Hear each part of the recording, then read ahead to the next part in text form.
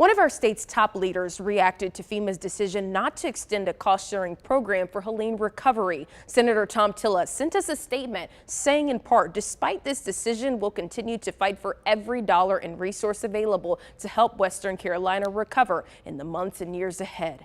FEMA denied an appeal from the governor's office to keep matching money for costs related to Helene cleanup. Senator Tillis also wrote a letter asking FEMA to extend the program. The agency says the additional support is no longer needed.